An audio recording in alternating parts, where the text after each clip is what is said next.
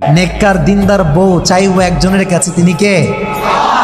দেখুন, পৃথিবীতে অনেক কিছু মানুষ না চাইতেই পেয়ে যায়, বাট দুটি জিনিস আল্লাহর কাছে চাইতে হয়।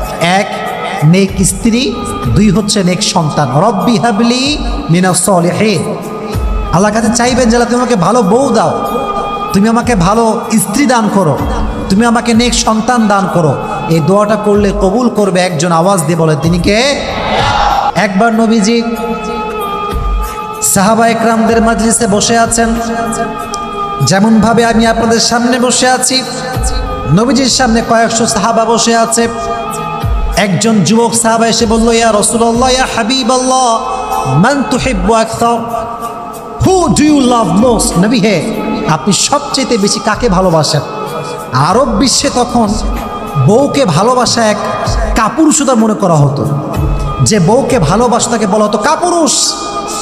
তৎকালীন সময়ে প্রথার মাঝখানে নবীজি সমস্ত প্রথাকে ভেঙে দিয়ে সবার সামনে বললেন, সাহাবা একরাম শোনো, উহিব্বু আয়েশাতা আকসার, আমি নবী আমার স্ত্রী আয়েশাকে সবচাইতে বেশি ভালোবাসি। সুবহানাল্লাহ পড়েন। আমি আমার বউকে সবচাইতে বেশি ভালোবাসি। দেখছেন কত সুন্দর হাদিস, সবার সামনে ওপেনলি বলছে আমি আমার বউকে বেশি ভালোবাসি। এক নাম্বার হাদিস। দুই নাম্বার হাদিস, এটা হচ্ছে এক মজার হাদিস, মানে যতগুলো হাদিস বলবো তার মাঝে এটা একটা অসাধারণ হাদিস।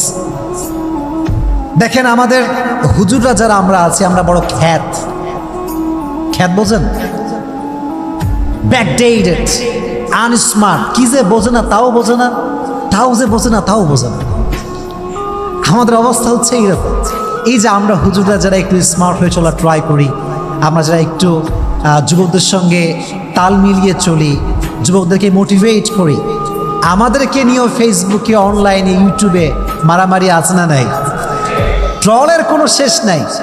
আপনি ইসলামের কাজ করবেন, যুবকরা আপনাকে ভালোবাসবে, আপনার millions of young people follower হবে, আর আপনি ট্রলের শিকার হবেন না। ইটস কোয়াইট ইম্পসিবল, এটা হতেই পারে না। বাংলাদেশের সবচাইতে যাকে ট্রল করা হয়েছে হচ্ছে মিজানুর রহমান আজহারি, আর এখন সবচেয়ে বড় সেলিব্রিটি বাংলাদেশ যার নাম, সে হচ্ছে মিজানুর রহমান আজহারি। ঠিক আছে না কথাটা প্রিয় ভাইরা?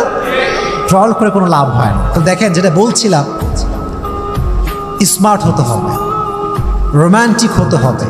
আজকালকার স্বামীর এত খ্যাত, যদি বউকে কেউ বলে যে আচ্ছা তোর স্বামী কেমন রে, শালা একটা বাটপা, এর মতো বদমাইশ কেউ নাই। মনে রাখবেন একটা কথা, যে পুরুষ তার স্ত্রীর কাছে ভালো, সে আল্লাহর কাছে ভালো।